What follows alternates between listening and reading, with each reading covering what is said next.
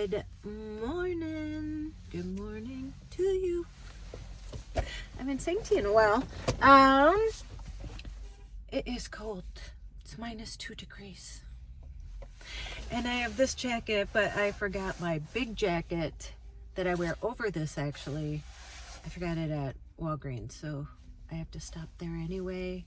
And I'm getting my hair done today, so I thought I would take you and introduce you to Ruth, if she'll let me get her on camera. You know, some people don't like to be on camera. I think Ruth might be one of them, but I think she may let me do it. Oh, and look I got fake nails. They're just press-ons. But it feels like I don't have any nails on. I don't know what to do with myself. Tap, tap, tap.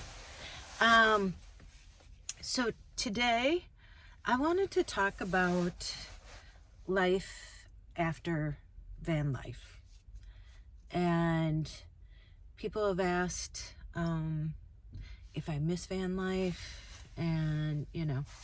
Oh, and somebody wanted me, I turned off the car specifically because I know, oh, and I'm not buying another Hyundai.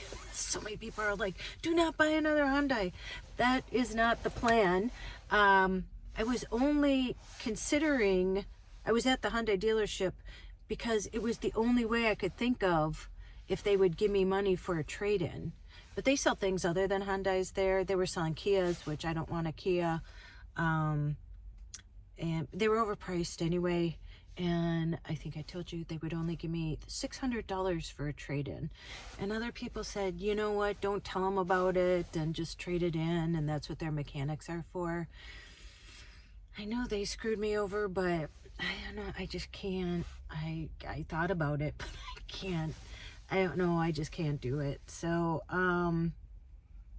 anyway, somebody asked me, I don't know if there's car guys on here, what, to start it, to hear it, so I'm going to do that now.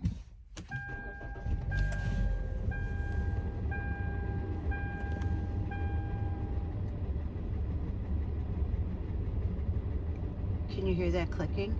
It's funny, my boss had the same thing happen to her, and she goes, oh yeah, I heard it when you started your car. It's not as loud now when I started the car this morning before I started driving. It's super loud, I'm assuming because it's really cold. So, I don't know. Like I said, I could have a month left of this car. I could have a day left. This could be the day. That's the scary part about it. But, oh, another thing. I found a tax person. Choo-choo. It's just at FedEx now, printing out some stuff. And I have an appointment on March 7th. And I had put it on Facebook that I was looking for new tax people. And it's right in by where I live. And they charge $125. But plus, you know, this is kind of how it always is. The more forms you need, like they charge like $25 added forms. But that's okay. I mean, so that's taken care of. Now I just gotta still keep getting all my stuff together. But that gives me time then to get everything in order like I do. So check on that. And I know things will turn out. So, yeah, again, don't worry about me. Somebody said, Tracy, your life is depressing. My life is not depressing. And maybe from the outside, you know, I know I've been through a lot of stuff, but, you know, it's just life. Just crap comes your way and you just, you know, deal with it. But what I've learned, and so we'll go back to van life here, is that it always turns out, no matter how it turns out. Do you know what I mean? Like, there's always going to be some solution, even if it's not the solution that you want. So van life. Do I miss it? You know, I miss some aspects of it. I was just watching a woman who she quit van life. She's 65. And I actually wrote her to see if she would be on the channel because I want to interview her. She's actually an expat now living in Colombia. And, you know, that's kind of my, right here. That's kind of where I'm headed. And so I'd love to get information, and I'd love to share it with you guys, and just see how she did that, how she took the leap, how it all worked, how she researched that, and how she decided where she wanted to go. I would love to delve more into that coming up, because that's kind of the next transition that I personally want to do.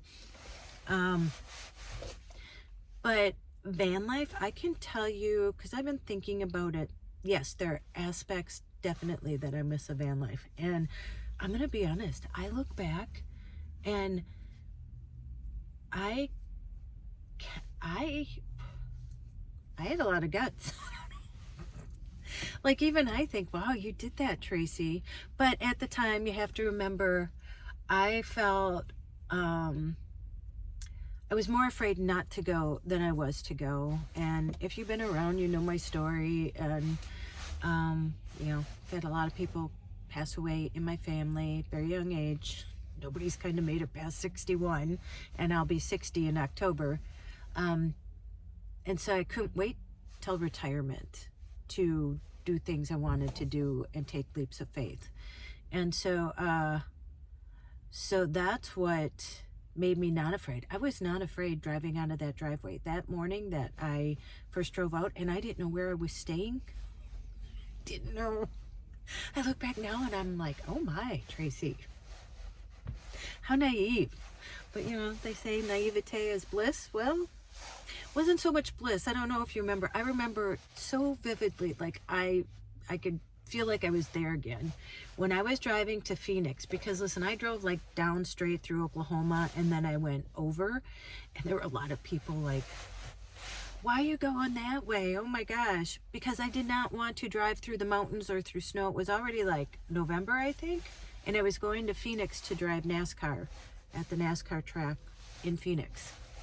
That was my first adventure. And I remember I was in like New Mexico, and sorry, it's still kind of weird when people see you talking to yourself.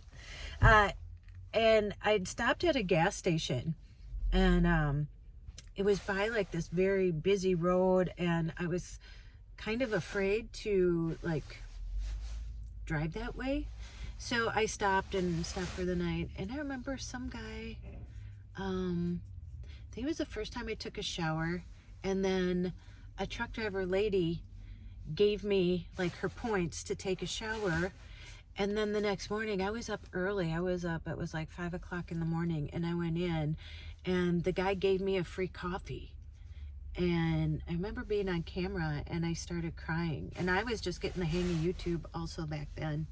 And so that was such a great start to my van life, because I found so many kind people. And I will tell you, traveling cross country, I don't know if I just got lucky or, you know, I grew up on Rice Street on the east side. They say you can take the girl off of Rice Street, but you can't take Rice Street out of the girl. And yeah, you kind of have a sixth sense, you know, but anything can happen, especially when you're by yourself. And but what was tiring was just that, the constant not knowing where you're going to stay, and, you know, having to plan so far ahead and ending up in places. I remember, it's funny how certain moments pop up. I remember driving through Utah, like I was like in this desolate desert area. I'm serious. There were no buildings. There was no nothing. There were no cars. And I'm by myself in the van driving, and I thought, God, if I got stuck or if something happened to the van, I mean, I don't know what I would do. But thankfully I made it. And then the first time finding myself on a mountain that I didn't know, I was going to Sedona, and I left some park. I had stopped to stretch my legs, go to the bathroom and stuff. And I was not on a mountain, and I took a right, and I was driving, and all of a sudden I'm looking over the side of a cliff out of a mountain, and there were no fences or anything. And then there were big semi trying to pass me on a road that's like this big, and I'm in the road truck, and it didn't climb very good or very fast. Those things, these specific moments. But the people, John and Keith, we will be lifelong friends forever now. My rider dies, and just talked to Keith the other night, and we're all going through stuff, and so life has taken us. It's kind of like me, where I came, and now I'm home because my mom and stuff, they've had the same thing. They've had family stuff come up, and that's just life. And I think what I do, like right now, I don't think that I just think I live van life during a sweet spot. I think after the pandemic, a lot of people were doing it, a lot of jobs online, stuff like that. And even the climate of just what's going on, it's so different now. And I don't know if I'd be as ballsy as I was. But my brother had just passed away, and so I had all those feelings, and then being stuck in the house in the pandemic, and buying the van and redoing it, which was fun, so that made the excitement, that kind of kept the ball rolling. So there are aspects I miss about van life, but I do not miss, it's a mental gymnastics daily. Unless, it's just the way I traveled. I stayed at Pilots, I stayed at Love's because they were well lit. There were a lot of people around 24 hours. I stayed at some Cracker Barrels. That one Cracker Barrel, I stayed up at the top of the mountain. I didn't know I had to cross. I remember crying, saying, van life sucks. It sucks. Aspects of it did, just like life,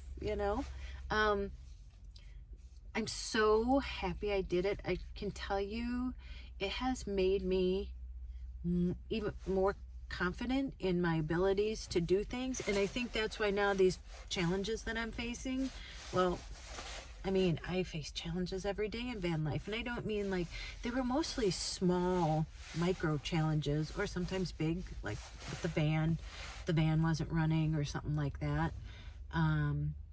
I remember I was in New Mexico, had COVID, the van wouldn't start, I had to get it towed. I didn't know where I was in the middle of nowhere, New Mexico, with COVID, on my way to Florida to meet with Keith and John. But I did so many great things too. Keith and I were talking about, I'm like, do you know how much we did? Like, we went on all these adventures together. We went ziplining. Me and Keith went to, where'd we go? We went somewhere in Mexico, scuba diving. That was so fun. Is that Cozumel? We went paintball shooting. We went down not the Kanoki River. I can't think of how you pronounce it. Went on like a yacht. That's a story. There was more to that story that I can't tell you. We were about to walk the plank, and so we left the boat. But but we did it together, and we have said, Keith got chef. That was not planned. That guy was, I found the video that, we went on that ship, that tall ship.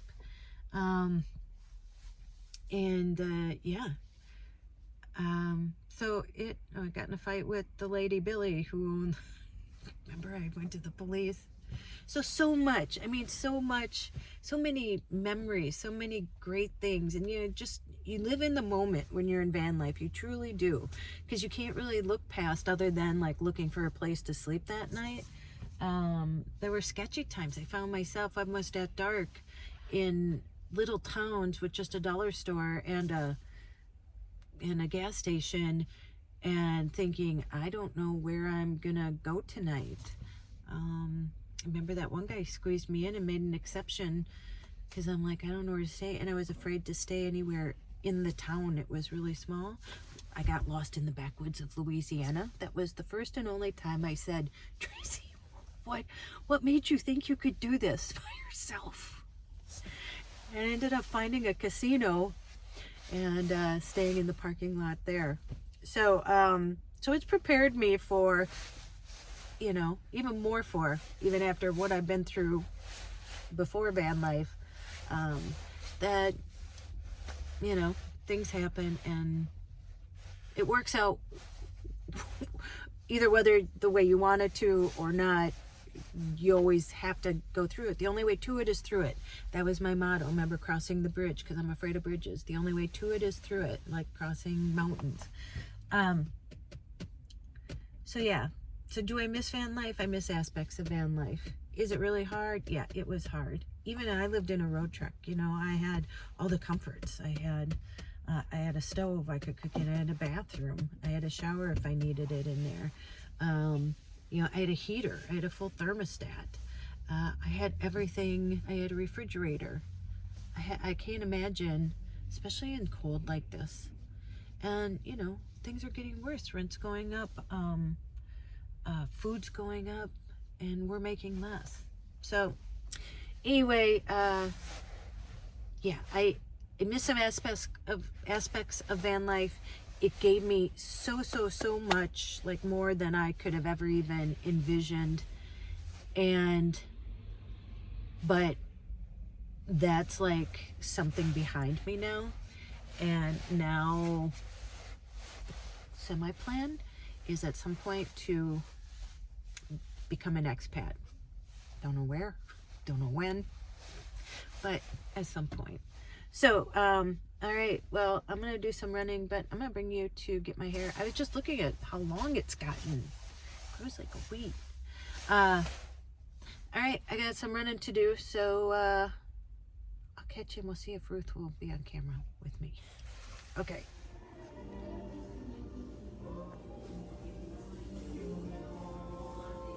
I told them I would introduce you to him. This is Ruth.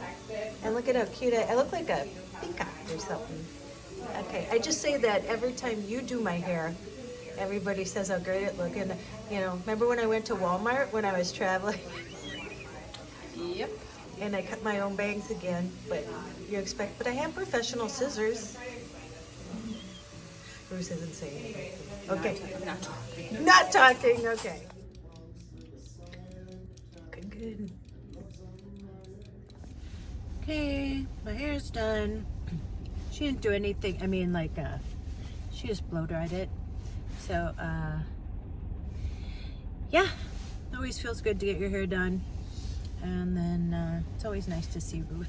She's great. And all the girls there. That's where I used to do some esthetician stuff out of, and where I tattooed eyebrows. But yeah, so I am here I'm going to do my laundry now. And so I'm going to let you go here. But yeah, so that's my take on after van life. I do miss van life. I do miss some parts of it. But I'm glad I did it. 3.5 years. Probably would be doing it again this year. Although, you know, with Keith not going down to Florida either, and John, you know, they've been dealing with their own family health stuff. That not having them to meet up with, that would be kind of sad. I would kind of feel like, and Donna moved back to Minnesota actually. And so she's not in Sedona anymore, and I would visit her for a month. So yeah, life changes. That's what it always does. And that's it. I just saw somebody say, life goes like this. And how you deal with it is just acceptance. Accepting, knowing that life goes like this. So yeah, so that's where I'm at. I'm at acceptance. I accept the challenge. All right, you know what to do. Go out, make an adventure, no matter how big or how small. Go, call someone you love, and as Joyce says, tell them that you love them, and don't you dare forget your magic. All right, I'll see you in the next one. Okay, bye. Bye.